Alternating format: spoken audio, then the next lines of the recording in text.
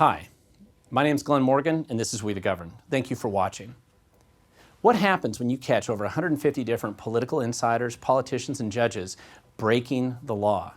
And how can you convince the legislature and the governor to jump in response?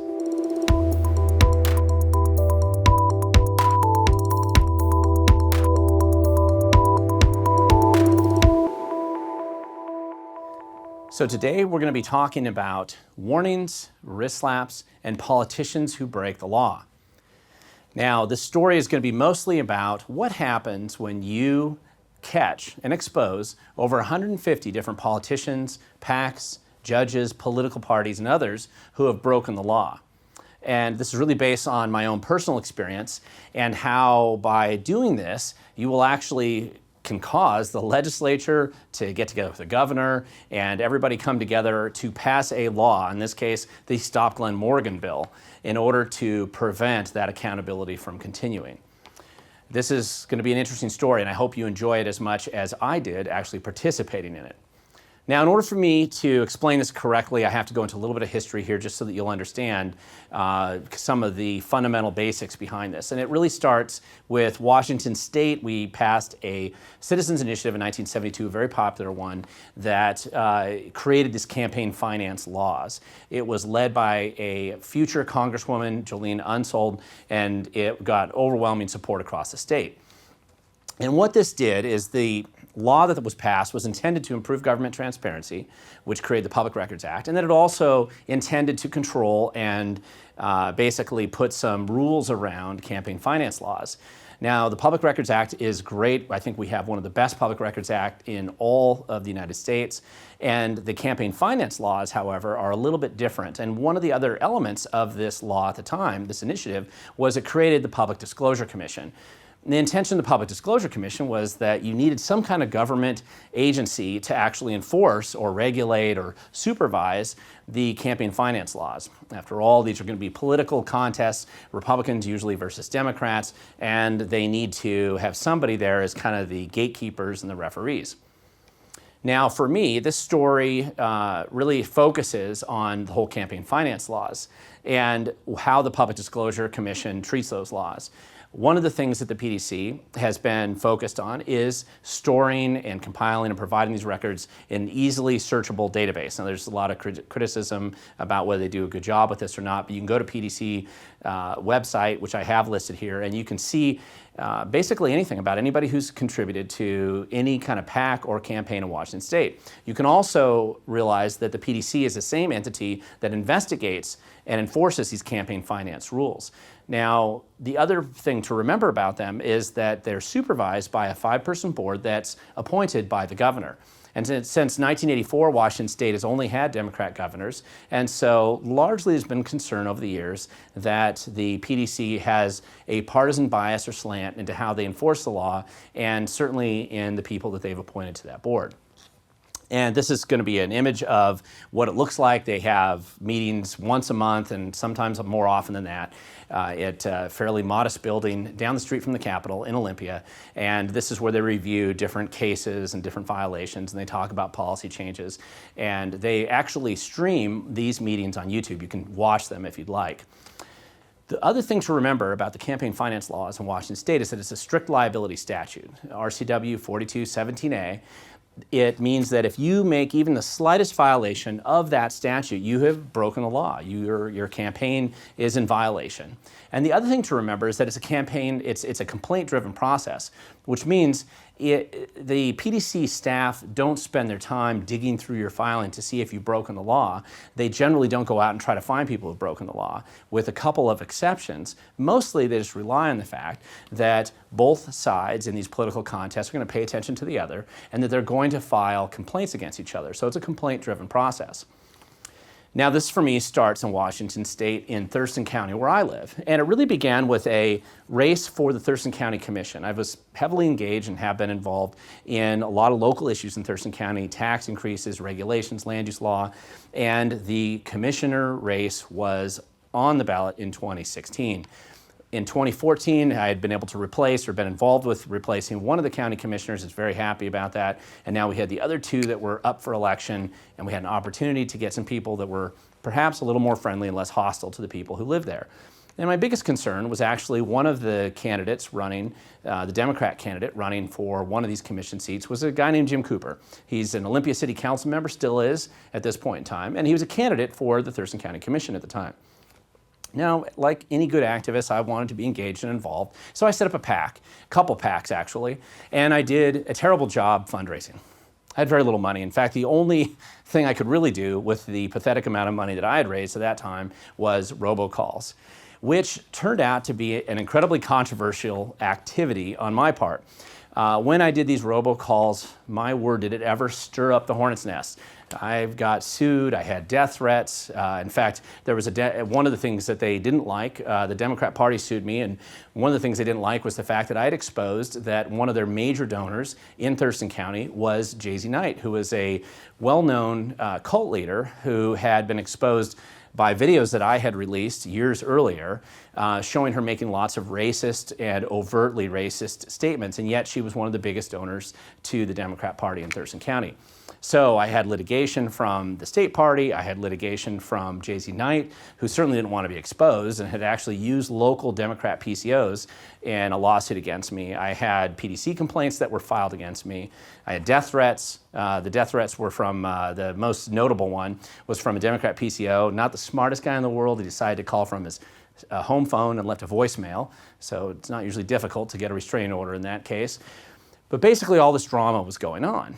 And at the same time that I was caught up in this local race in Thurston County, Washington State's Attorney General was really involved in aggressively enforcing Washington State's campaign finance laws. He had sold himself as part of his campaign running for office the same year in 2016 that he was going to be the campaign finance guy. And he was already involved in several very high-profile campaign finance cases. One of them was against Tim Eyman, the initiative guy who was trying to reduce taxes in Washington State. This was a lawsuit that was attempting to silence forever Tim Eyman's ability to participate in the political process. And the other case that was just finishing up right around this time was an effort to take out the only statewide elected Republican, Kim Wyman, who is Secretary of State, to take her out of office by doing not just the campaign finance complaint against her and suing her for that, but also using a series of staged PR press releases and conferences on video that he did in order to kind of build up this issue. So there was a lot of stuff going on in the campaign finance world right at that time. And enter my other primary inspiration, which was local Senator Sam Hunt. He had been very critical of me in the robocalls, and in part of my pushback, I'd filed a PDC complaint, campaign finance complaint against him. And in the letter that he wrote to the PDC, he said that Glenn Morgan's ignorant about campaign finance laws. And he was right. I was. I thought I knew what the laws were, but when I really got inspired by Senator Hunt and by AG Bob Ferguson, I really decided I'm going to look at these laws really closely. I realized that I didn't have any idea just how confusing and difficult to follow they really were. So I started continuing to improve with my knowledge of the law, and the next complaint that I filed against Senator Sam Hunt, he was forced to be sued by the Attorney General and he had to settle that case for $6,475. And this really began quite a process of a number of different political parties and groups all around Washington State who were fined. You can see the list here as these various different groups had to pay settlements or were sued by the Attorney General's office. There's unions, there were judges, there were politicians, and there were a number of candidates all around Washington State who were exposed because of these complaints I filed and who were caught clearly violating the law, and they had to pay some sort of penalty. None of this money came to me. All the money gets sent to the state of Washington, and it gets put into the general fund, so it gets squandered just like any of the other taxpayer dollars that you send to Olympia.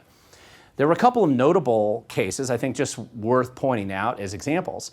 One of the first people who I caught and who was exposed by this process was a guy named Jay Manning. He was a former director of the Department of Ecology in Washington State, an agency that I've been very critical of over the years, and one that's very hostile to property rights and freedom. And he had also been the former Governor Gregoire's chief of staff. He was a well-known political insider. There were actually two different cases brought against him based on complaints I filed. One was by the Attorney General, which was a settlement that he had to settle this for $6,300, and this had to do with him concealing his personal financial documents from the public. The other one was involved in his involvement. Oddly enough, J.Z. Knight gets involved here again. Jay Manning was actually J.Z. Knight's Political Action Committee director. He took J.Z. Knight's money and he ran a political action committee in Thurston County that attacked some of the more conservative people who were running for the county commission at the time. That case was settled in Thurston Superior Court for $14,640. Of note, the State Democrat Party stepped in and picked up half of that settlement. The other person that's interesting was Speaker of the House Frank Chopp. He actually settled his case when I exposed him for campaign finance violations. He settled his for about $6,800. In addition, he actually had to pay money back to his campaign. He'd attempted to conceal a number of different expenditures, and he'd improperly used money for personal use that he'd used campaign funds for. And there's numerous other examples, and if you want to go to my website, you can see I provide all the source links and all the documents there. Another example that I thought is just worth noting too was Pierce County Superior Court Judge Stoltz. She ended up trying to run an entirely stealth campaign, literally filing nothing with the PDC, hiding everything about her campaign, and she lost, which is probably fortunate for the people who live in Pierce County, but it resulted in a campaign finance lawsuit against her and a settlement of $13,740. And so I like a couple of these examples mainly because it shows the spectrum of violations. There were others that were more significant, others that were less significant, but this at least gives you a sampling of some of the cases that came out as a result of the complaints that I had filed at the time.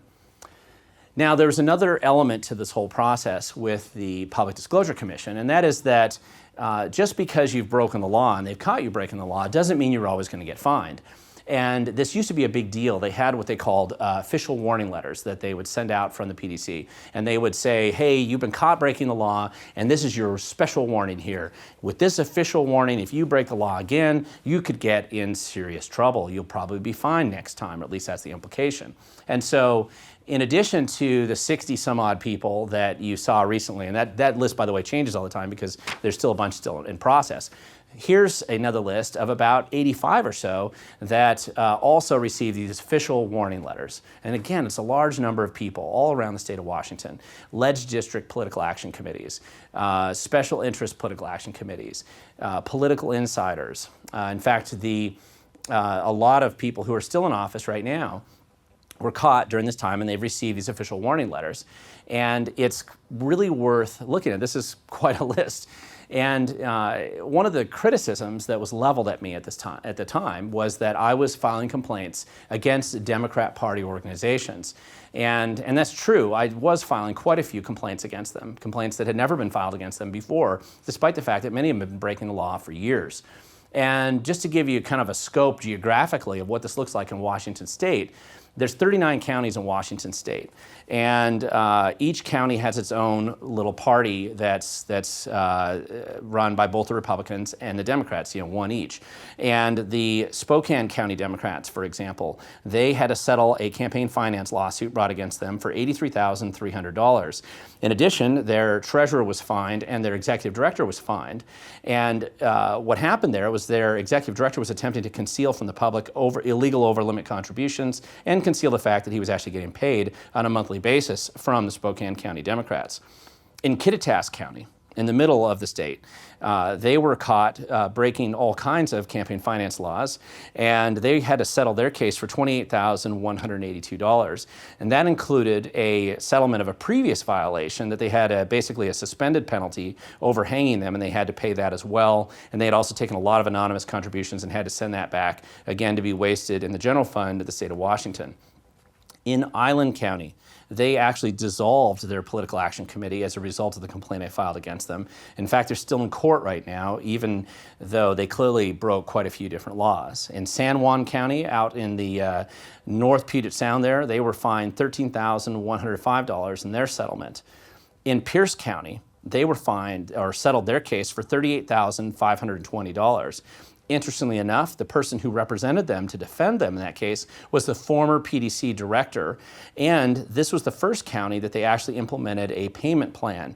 Never in the history of Washington State's campaign finance laws had they ever given anybody a break with a delayed process of paying on a monthly or spread out over a couple years process. And in this case, they gave them 4 years or so to pay back their $38,000 fine. Clallam County settled a case for $12,100. Thurston County settled their case for $27,426, plus they had to pay an extra $20,000 in legal bills. In further south, you see Clark County, they settled theirs for $6,000. And even out on the ocean, Pacific County, just like Island County, Democrats, they decided to try to dissolve in an effort to avoid compliance, and they actually transferred their funds to the state Democrat Party, but they were still fined and received an additional warning letter. And in addition to that, about another 7 counties or so across the state of Washington received warning letters for their violations. And it's not every single county party, but it looks like it was the vast majority of them, at least the ones that existed. So there was quite a big impact with filing these complaints. And lest you doubt it, this is not a way to win friends and influence people. In fact, I would say probably the dominant reaction was anger. A lot of people took me off their Christmas card list and decided that I wouldn't be invited to the Wine and Cheese Club meetings or parties in downtown Olympia. And in addition, it generated even more aggressive anger and people who were upset. This is a classic post, one of many, but just as an example where the 40th Ledge District Democrat chair, which is up in part of Whatcom County and San Juan County, was quite angry about the fact that I caught them breaking the law too. And Glenn Morgan eats babies. It's kind of weird because it's a little bit of a pro-life message, as though it's a negative thing, but it is what she posted on her Facebook page. And there are numerous articles that were written about me at that time and periodically over a number of years about the effort that I was making to try to expose all these violations from around the state. And if you're going to be an activist and do stuff like this, you have to be aware of the fact you're going to get a lot of attention, and not all of it very positive. But all that was going on. Now, ultimately, as I mentioned in the beginning, what this led to was the Governor Jay Inslee signing House Bill 2938, which was nicknamed the Stop Glenn Morgan Bill. Now, what's kind of interesting about the story behind this is that imagine if nearly everybody in the legislature, and it was a good percentage of it, in fact, they couldn't even get a quorum to vote on the bill, because I had caught so many legislators who had broken the law, and then in turn, some of the Democrat groups had filed complaints against Republican legislators that they couldn't get a quorum to vote on this bill initially because it's illegal for a legislator in Washington State to vote on a bill that personally benefits you. And they were trying to change and reform the statute, and many of them were in the middle of some kind of enforcement action, and so they would clearly be benefiting from the law. So they had to suspend those rules so that they could pass this bill. And Jay Inslee, as you see in this photo here, was very, very happy to pass it. And in the end, the bill did make some reforms. Actually, some of them were reforms that I wanted it to make. And the improvement, I think, in the campaign finance laws were notable. There were some things that didn't change that were that were that good. But that's how you get a bill named after you if you decide to go after all the political insiders in the state who are breaking that law. Now, there's some other lessons to be learned here, and I think that activists should consider these when perhaps you're looking at trying to get more engaged and involved locally. One thing to remember that, and I think this is kind of just a general rule, is that if you want a law to be changed, enforce it rigorously. There are a lot of ridiculous, foolish, and stupid laws on the books. Legislators can't help themselves. They pass these all the time, generally with the assumption that they really won't be enforced that aggressively. In the case of campaign finance laws, they can count on the fact that the PDC will back off and not necessarily enforce it consistently. They'll let people on their side slide perhaps if they need to, or political insiders can get away with those violations. But generally, once you start to enforce that law rigorously, that's the best way to get it reformed, especially when political insiders have to follow them. And the other thing to remember is that one person actually can make an impact. This was a long-term hobby for me. It's become almost habitual. I look at the campaign finance laws all the time now, and I look at the filings, and sometimes at night I'll file 5 or 6 complaints that people still keep breaking the law. But it really does help hold them accountable, and it's an example of how one person can make a big impact. I didn't do all this entirely alone. I had friends who were Democrats, friends who were Republicans who forwarded information to me, and to some extent they were able to see things that I might not have initially seen, but I was willing to file all these and do all the paperwork and process it and write about it and expose it. And I think if you look in your community as an activist, you can find something similar that doesn't have to be exactly this, and I don't encourage you to imitate exactly what I've done here, but try to find some way that you can make an impact. And look at it for the long run. It doesn't change immediately. This has taken about a little over 3 years now to make the impact that I've referenced here. There's been over $585,000 worth of fines. I've filed over 582 different complaints. And sometimes I feel like I'm just getting started. There's a lot more to do. And there's a lot more to do where you live as well. So I encourage you, if you want to be an activist, believe that the future does belong to those who show up. And if you want to make an impact, you have to get started.